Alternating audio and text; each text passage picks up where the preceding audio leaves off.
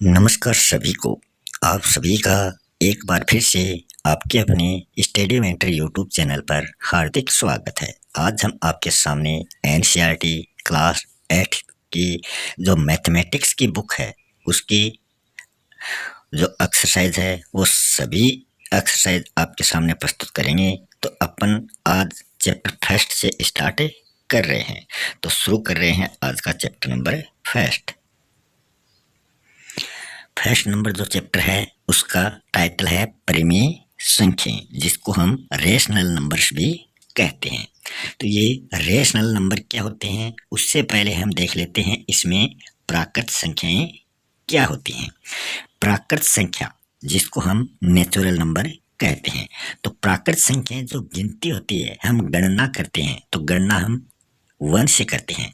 तो 1 2 3 4 5 ऐसे ये अनंत तक चलती जाती है। तो हम जो काउंटिंग जो गणना करते हैं वही क्या है, प्राकृतिक संख्या है। तो सबसे छोटी प्राकृत संख्या 1 हो जाती है। फिर हम बात करें पूर्ण संख्याएं।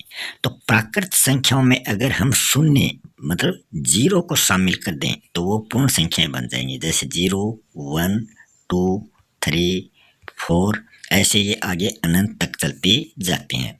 बस हमने प्राकृत संख्याओं में 0 को ऐड कर दिया तो वो क्या बन गई, पूर्ण संख्याएं होल नंबर बन गई। अब हम आगे बात करें इसमें पूर्णांक और दे रखा। जो पूर्णांक है वो क्या होते हैं। तो जो पूर्णांक है जिसको इंटीजर्स भी कहा जाता है।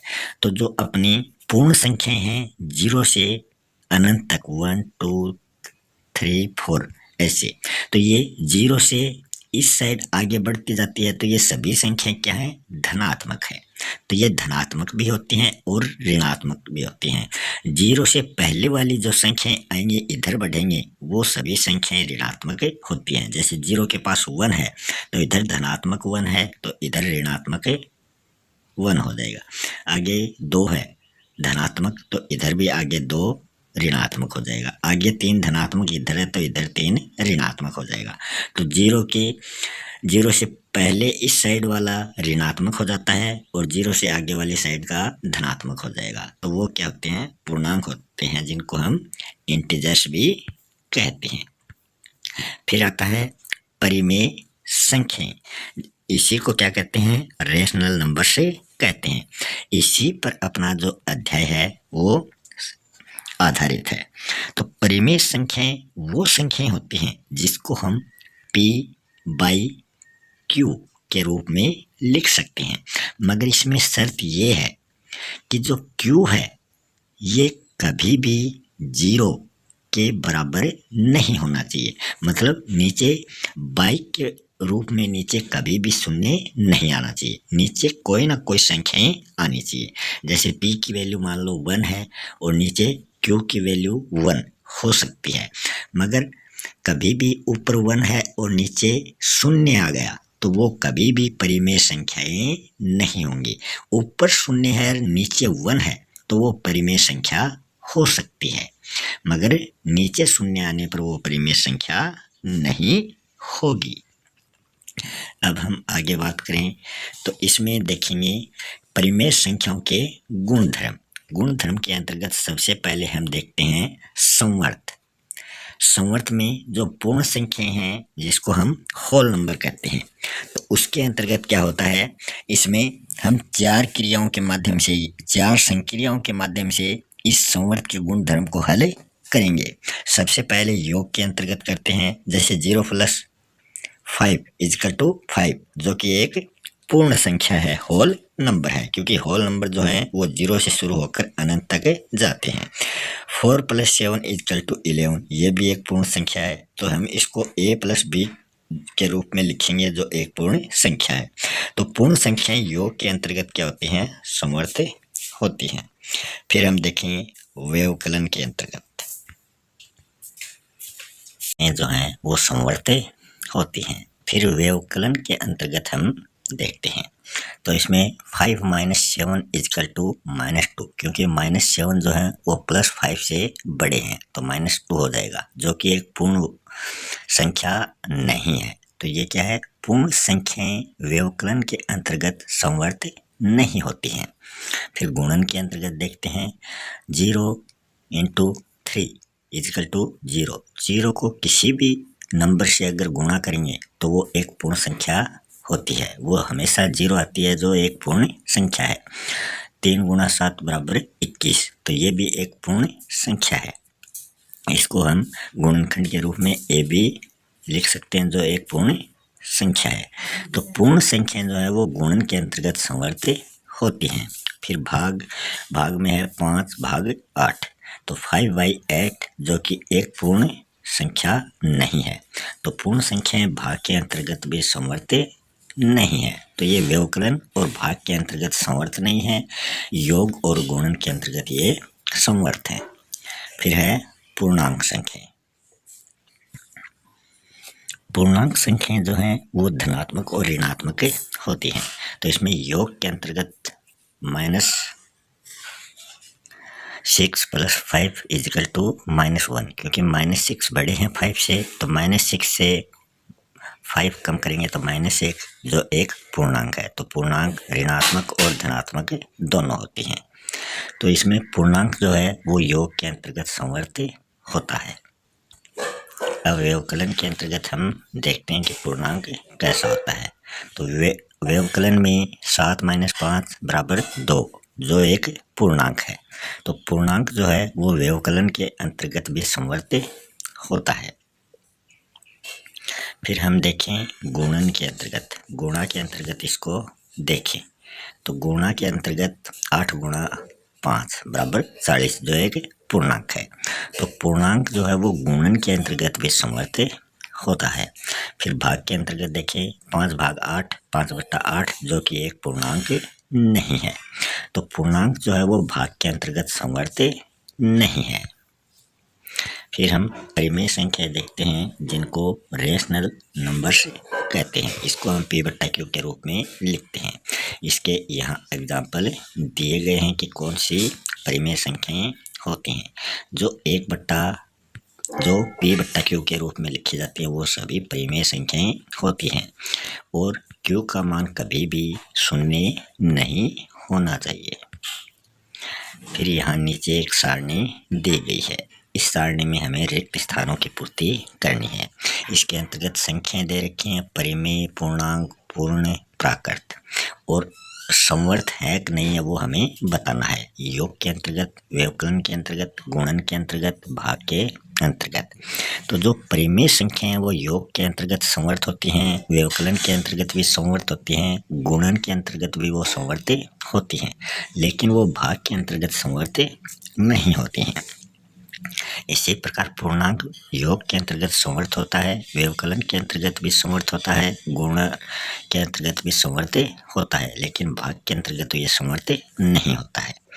फिर पूर्ण संख्या जो हैं वो योग के अंतर्गत संवर्त होती हैं, लेकिन व्यवकलन के अंतर्गत वो संवर्त नहीं होती हैं। गुणन के अंतर्गत संवर्त होते हैं, भाग के अंतर्गत ये संवर्त नहीं होती हैं। प्राकृत संख्याएं योग के अंतर्गत संवर्त होती हैं, व्यवकलन के अंतर्गत संवर्त नहीं होती, गुणन के अंतर्गत संवर्त होती हैं, भाग के अंतर्गत संवर्त नहीं होती। तो इसमें परिमेय संख्या, पूर्णांक संख्या दोनों एक जैसी हैं, जो सिर्फ भाग के अंतर्गत संवर्त नहीं है। पूर्ण संख्याएं और प्राकृत संख्याएं एक जैसी है, जो व्यवकलन और भाग के अंतर्गत संवर्त नहीं होती। फिर हम देखेंगे क्रम विनिमेयता।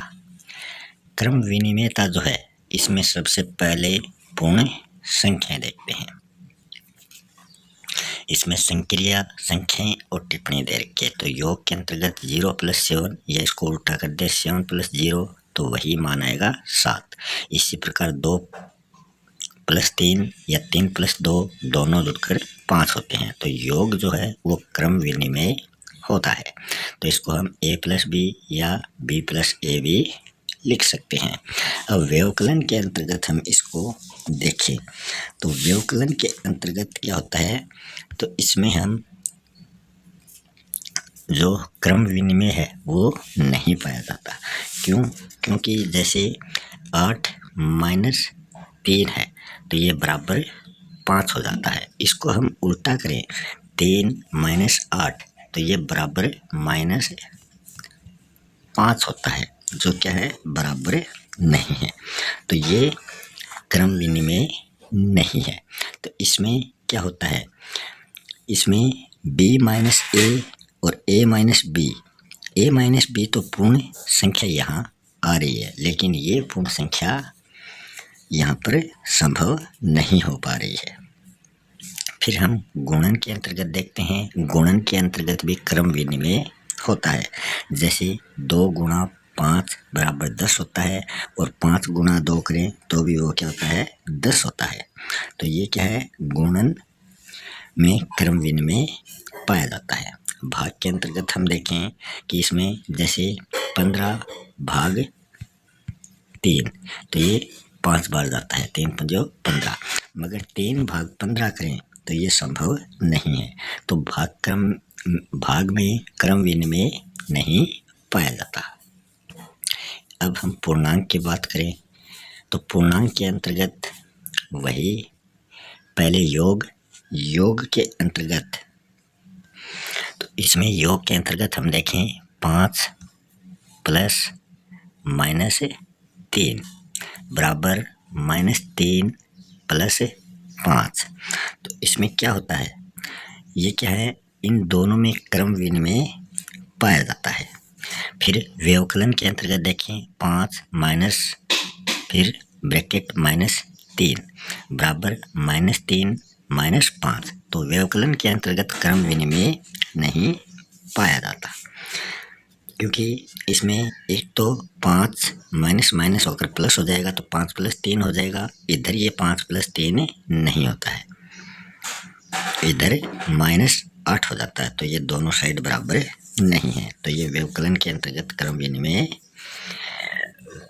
नहीं पाया जाता। गुणन के अंतर्गत देखते हैं 5 फिर गुणा -3, तो ये -15 हो जाता है। और फिर दूसरी साइड करें -3 गुणा 5, तो ये भी -15 होता है। तो गुणन के अंतर्गत क्रम विनिमय पाया जाता है। अब हम देखते हैं भाग के अंतर्गत हम देखें -10 भाग 2, तो इसमें भाग देंगे तो -5 आ जाएगा अपने पास, मगर 2 भाग -10 आ जाए तो इसमें ये -5 नहीं आता। तो भाग के अंतर्गत भी एक क्रम विनिमय नहीं पाया जाता। फिर परिमेय संख्याएं, इसके अंतर्गत योग का एग्जाम्पल दिया गया है, जोड़ का एग्जाम्पल। फिर व्यवकलन के अंतर्गत भी इसका ये एग्जाम्पल दिया गया है। तो इसमें जो प्लस है, जोड़ वाला है, इसमें a + b = b + a के रूप में ये सही प्रदर्शित किया गया है, मगर व्यवकलन के अंतर्गत ये क्रम विनिमय इसमें यहाँ नहीं पाया जाता। गुणन के अंतर्गत क्रम विनिमय हमें यहाँ देखने को मिलता है। दोनों संख्याएं एक जैसी हमें दिखाई दे रही हैं, a × b = b × a, मगर भाग के अंतर्गत हमें क्रम विनिमय नहीं दिखाई दे रहा।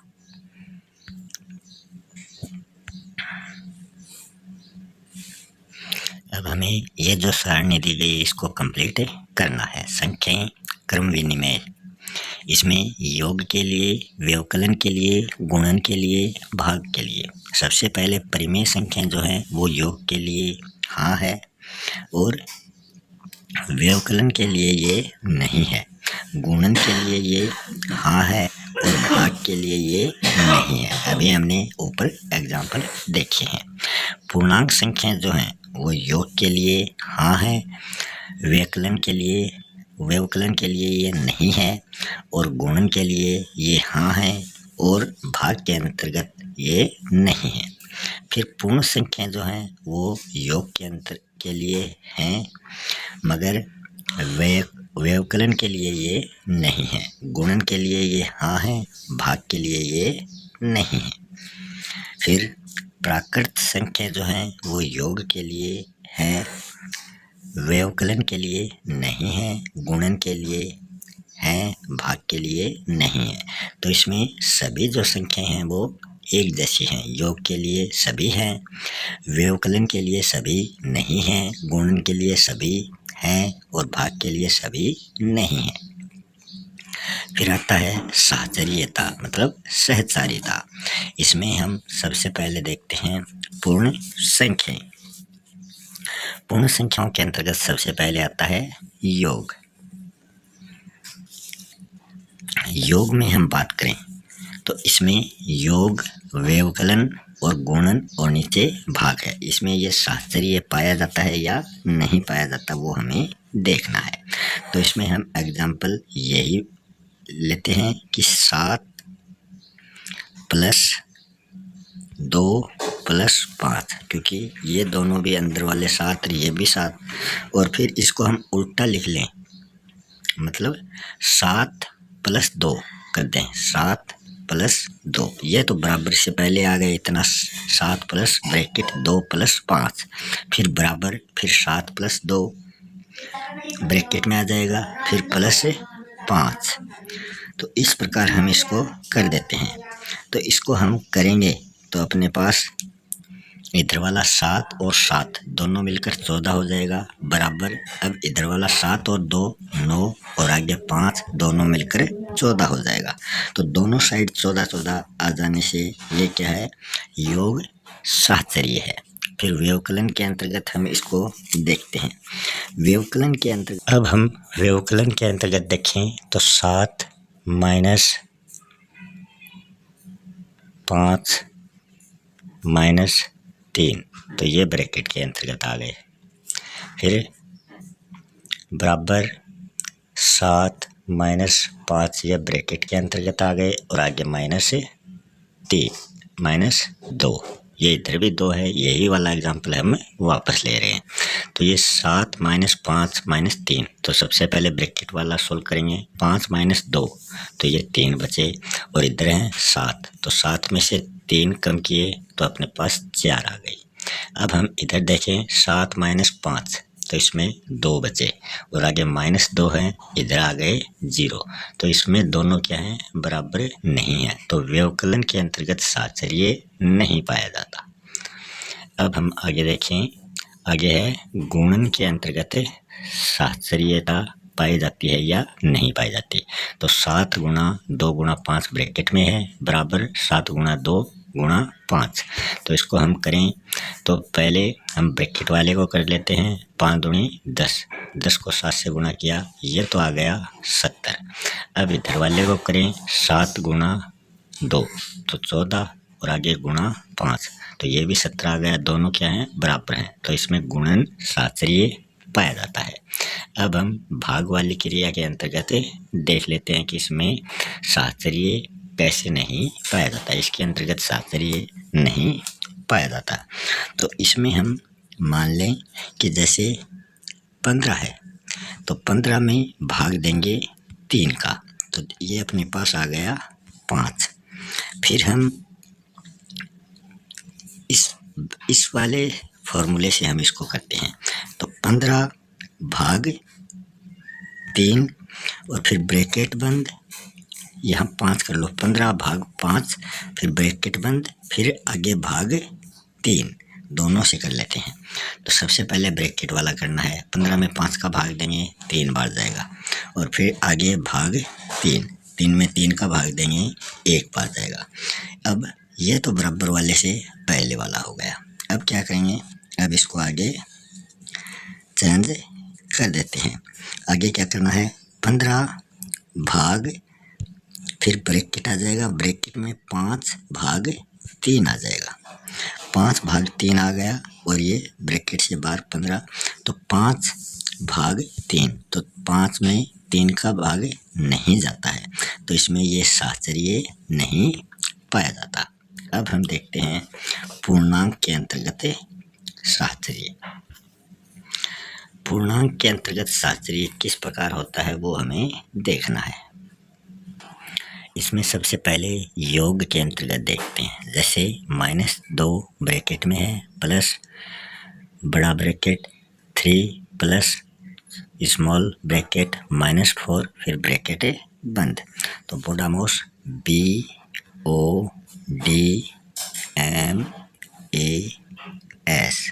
इस नियम से ये सभी सॉल्व किए जाते हैं।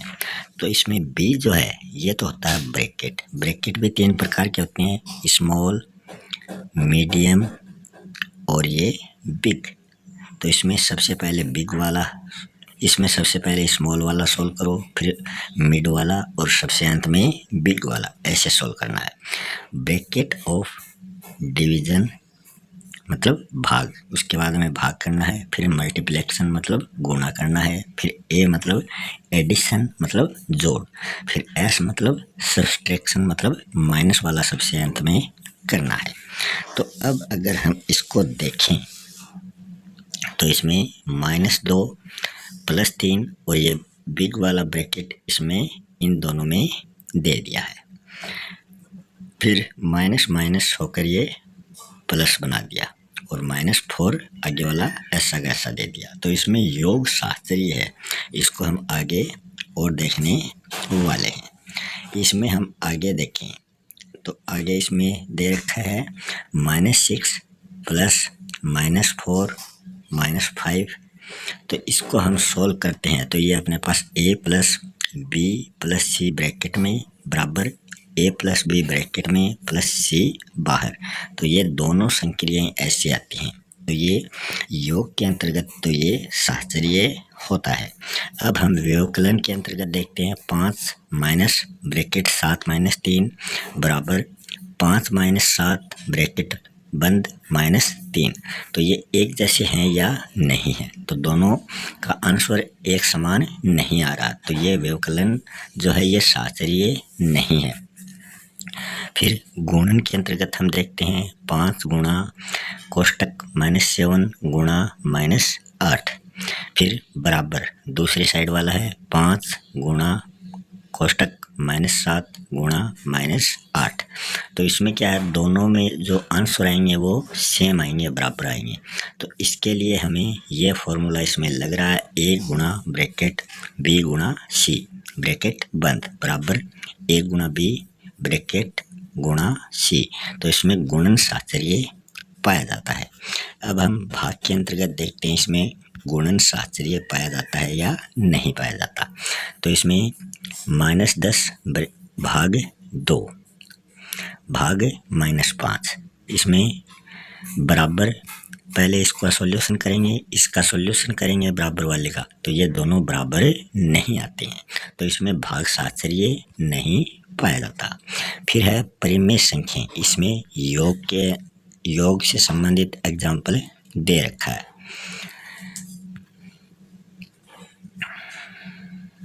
फिर व्यवकलन से संबंधित एग्जाम्पल दे रखा है जिसमें वो सहचारी नहीं है, और योग के अंतर्गत ये सहचारी था मगर व्यवकलन के अंतर्गत ये सहचारी नहीं है।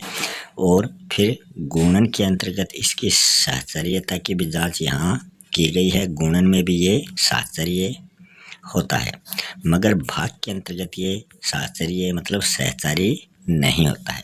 सबसे पहले इसमें LHS फिर RHS से हम इसका सॉल्यूशन निकालते हैं, तो वो सेम नहीं आता है, वो बराबर नहीं होते हैं, तो इसके अंतर्गत ये नहीं आता। फिर हम देखेंगे अगले इंडेक्स। ये इंडेक्स जो है इसमें एक साइड में संख्याएं हैं, दूसरी साइड में शास्त्रीय है। योग के लिए, व्यवकलन के लिए, गुणन के लिए, भाग के लिए। सबसे पहले है परिमेय संख्याओं के लिए, तो ये योग के अंतर्गत इसका शास्त्रीय पाया जाता है। व्यवकलन के अंतर्गत इसका शास्त्रीय नहीं होता, जो हमने ऊपर एग्जाम्पल में देखा था। गुणन के लिए इसका शास्त्रीय होता है, लेकिन भाग के लिए इसका शास्त्रीय नहीं होता। उसी प्रकार पूर्णांक में योग के लिए इसका शास्त्रीय होता है, मगर व्यवकलन के लिए इसमें शास्त्रीय नहीं होता। गुणन के लिए शास्त्रीय होता है, लेकिन भाग के लिए इसमें शास्त्रीय नहीं पाया जाता। फिर पूर्ण संख्याओं के अंतर्गत योग के लिए इसमें शास्त्रीय होता है, लेकिन व्यवकलन के अंतर्गत इसमें शास्त्रीय नहीं होता। गुणन के अंतर्गत इसमें शास्त्रीय होता है, लेकिन भाग के अंतर्गत इसमें शास्त्रीय नहीं होता। फिर प्राकृत संख्याएं, योग के लिए इसमें शास्त्रीय होता है, लेकिन व्यवकलन के लिए इसमें शास्त्रीय नहीं होता। गुणन के लिए इसमें शास्त्रीय होता है, लेकिन भाग के लिए इसमें शास्त्रीय नहीं होता। तो इसमें भी सभी जो चारों हैं वो योग के लिए तो शास्त्रीय होती हैं, गुणन के लिए भी चारों शास्त्रीय होती हैं, लेकिन व्यवकलन और भाग के लिए चारों शास्त्रीय नहीं होती है।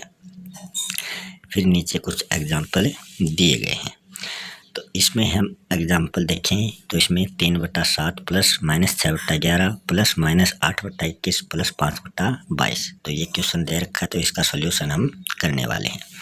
सबसे पहले हम सभी का एलसीएम लेते हैं, तो 7, 11, 21, 22 सभी का एलसीएम लेंगे तो अपने पास 462 आता है। तो 462 नीचे, इन सभी के नीचे 462 रखेंगे, तो 462 रख दिए। 462 में इस 7 का हम भाग देंगे तो अपने पास जो संख्या आएगी उसको उस ऊपर वाली संख्या से गुणा करना है, तो अपने पास 198 आए।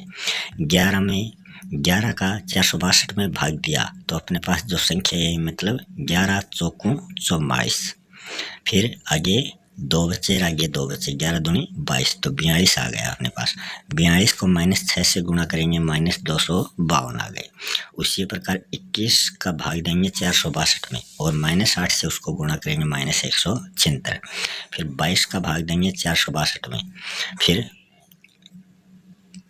जैसे 22 दूनी 44, बचे 2 और 2, 22 कम 22। 21 को 5 से गुणा करेंगे 105 आता है। फिर इस संख्या को हमने यहाँ ब्रैकेट से बाहर निकाल कर लिख लिया। प्लस प्लस वाले को जोड़ देंगे और माइनस माइनस वाले को जोड़ देंगे, फिर घटाएंगे तो माइनस वाली बड़ी है और प्लस वाली छोटी है, तो -125 अपने पास आता है। नीचे बट्टा में जो एलसीएम लिया था 462 वो आ जाएगा।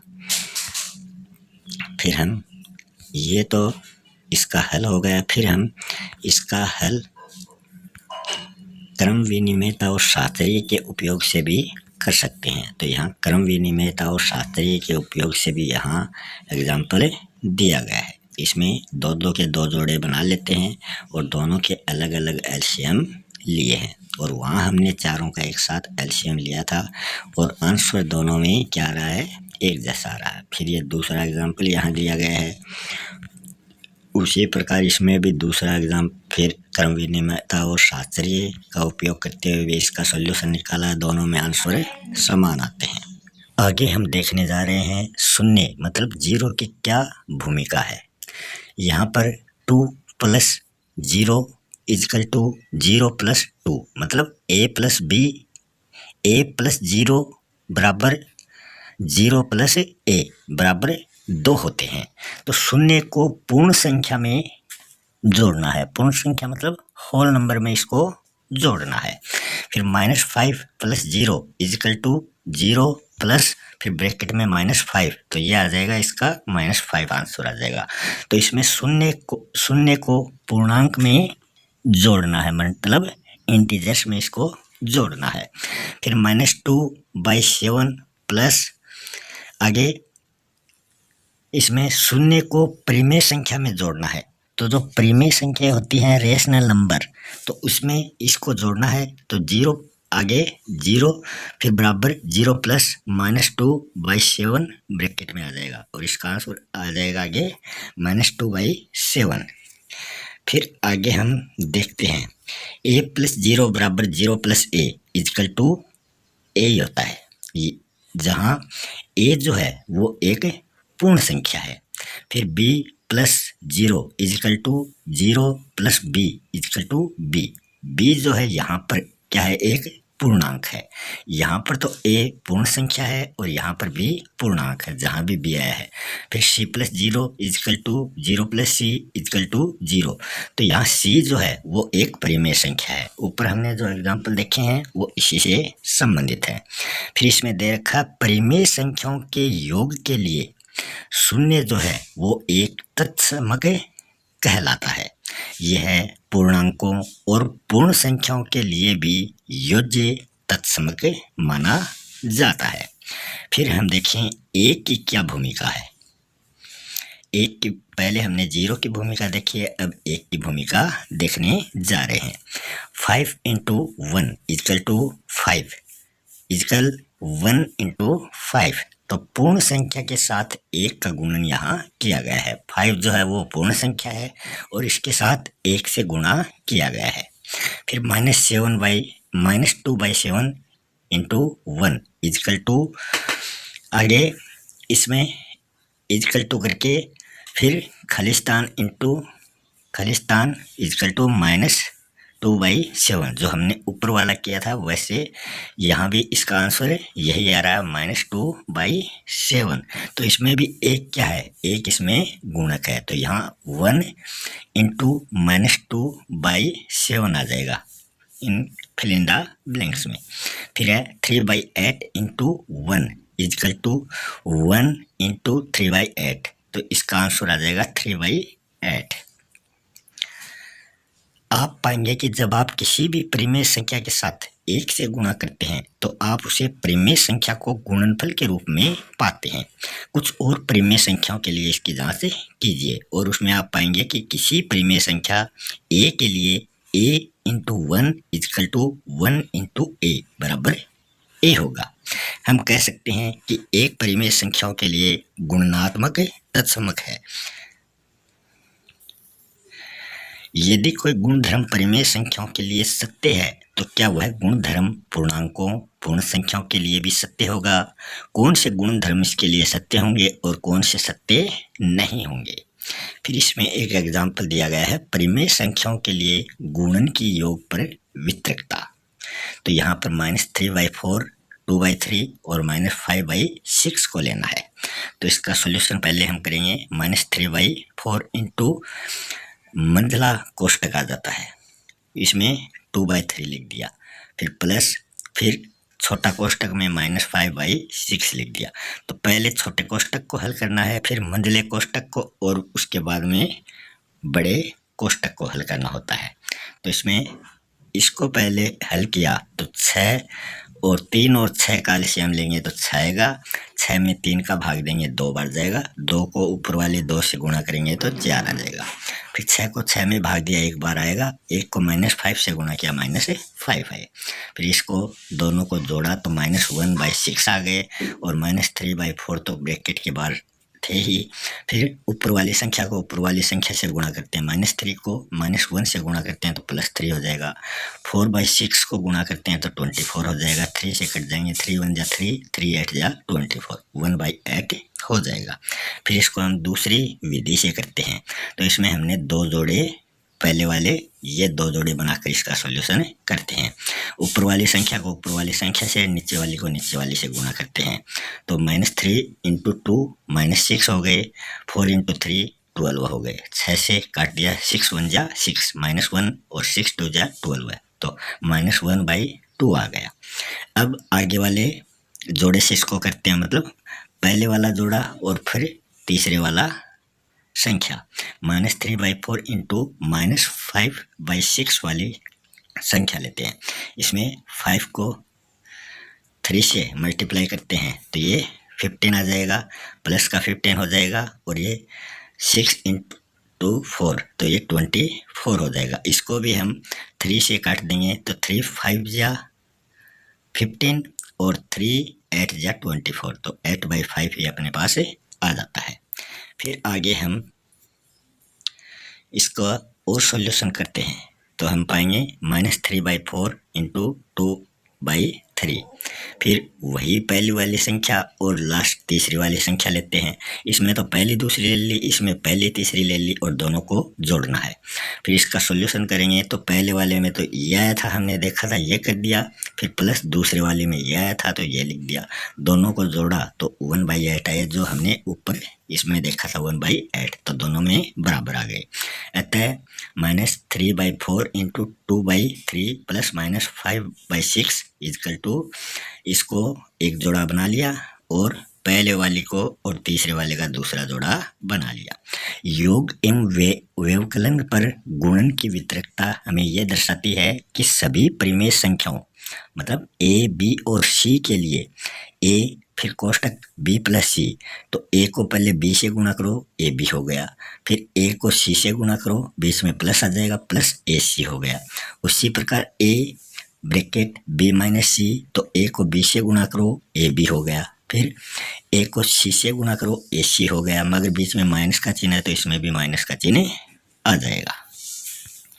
फिर नीचे वितरकता के उपयोग से निम्नलिखित का मान हमें ज्ञात करना है। तो यहाँ जो मान दे रखा है वो मान हमें निकालना है। तो 7/5 माइनस 3/12 है, प्लस 7/5 इंटू 5/12 है। तो इसका हम सॉल्यूशन निकालेंगे। तो सबसे पहले इसको हम ब्रैकेट के बाहर लिख देंगे 7/5। 7/5 इंटू 7/5 क्या है, दोनों में कॉमन है, तो एक जगह हमने इसको ब्रैकेट के बाहर लिख दिया 7/5। फिर हमें इंटू करना है क्योंकि इसको गुणा करना है, -3/12 है और प्लस 5/12 है, -3/12 है और प्लस 5/12 है। एलसीएम आ गया 12 है, -3 प्लस 5/12 आ गया।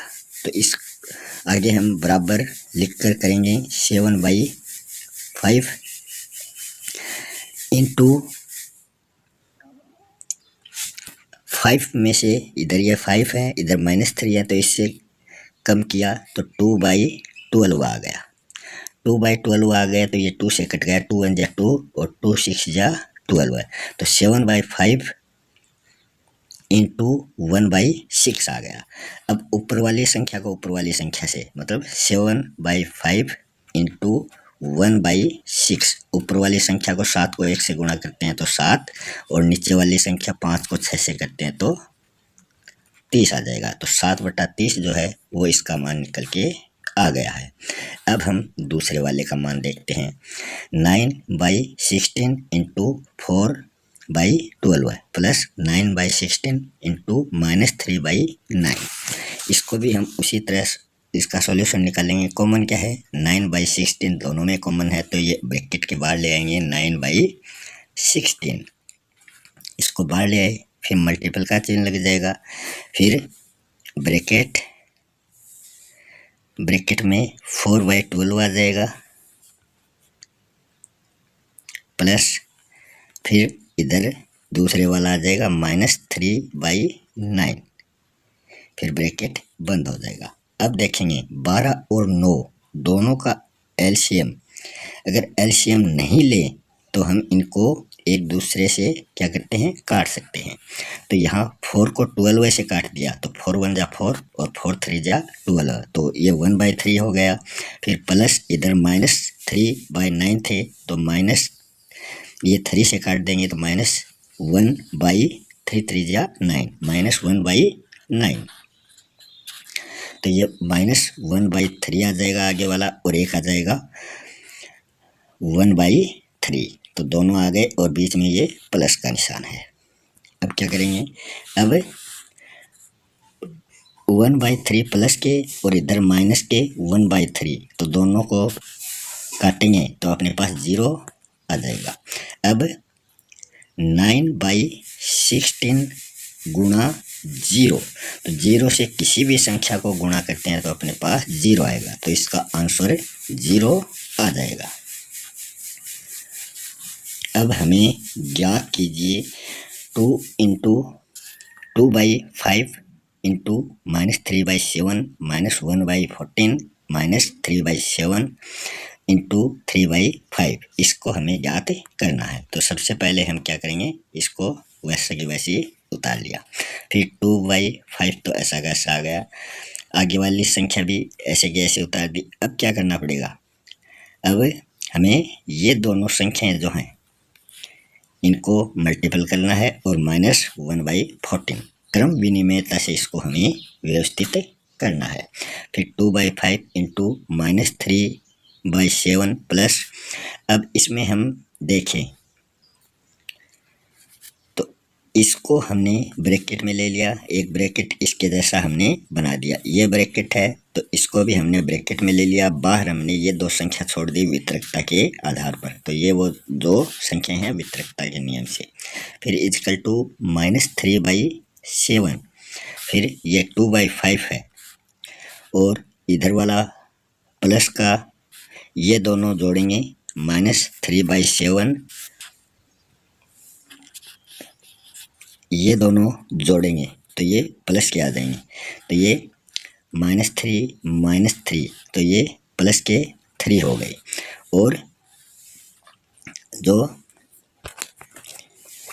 सॉरी ये नहीं आएगा, पहले ये आ जाएगा माइनस, इसका इन दोनों का एक जोड़ा हमने यहाँ ले लिया, फिर 2/5 आ गए, फिर आगे 3/5 बच गए, दोनों को जोड़ दिया, -1/14 आगे दे रखा है।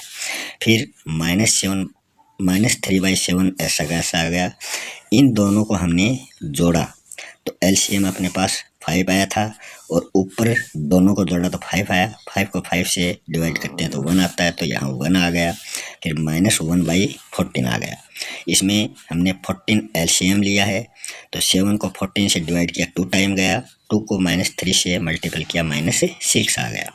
फिर इधर आगे 14 को 14 से डिवाइड किया, इस 1 को तो हमें कुछ नहीं करना है। 14 को 14 से डिवाइड किया 1 टाइम गया, 1 को 1 से गुणा किया तो 1 आया, तो ये -1 आ गया, क्योंकि -1/14 थे, तो ये -6 और -1/14, तो -6 -1 दोनों जुड़कर -7 हो गए, और नीचे 14 आ गए, काट दिया, 7 1 जा 7, 7 2 जा 14, तो -1/2 अपने पास इसका आंसर आ चुका है। अब हम देखेंगे एक्सरसाइज के अंतर्गत आने वाले क्वेश्चन। इन क्वेश्चनों में हमें इसका सॉल्यूशन ना करके इसको हमें सीधे ही बताना है। तो इसमें पहला क्वेश्चन है, निम्नलिखित प्रत्येक में गुणन के अंतर्गत उपयोग किए गए गुणधर्म गुण का नाम लिखना है। तो -4/5 × 1 = 1 × -4/5। तो इन दोनों का कैसे भी हम सॉल्यूशन करेंगे अपने पास आंसर आ जाएगा -4/5। तो ये क्या है, ये एक गुणात्मक तत्समक माना जाता है, तो गुणात्मक तत्समक ये है। फिर दूसरा देखिए, -13/17 × -2/7 = -2/7 × -13/17। इसका हम सॉल्यूशन करें तो ये जो जिस विधि से आएगा इसका हल वो हो जाएगी गुण की क्रम विनिमयता। तो जो अपना गुणन है उसकी क्रम विनिमयता इस क्वेश्चन के अंतर्गत हमें देखने को मिलती है।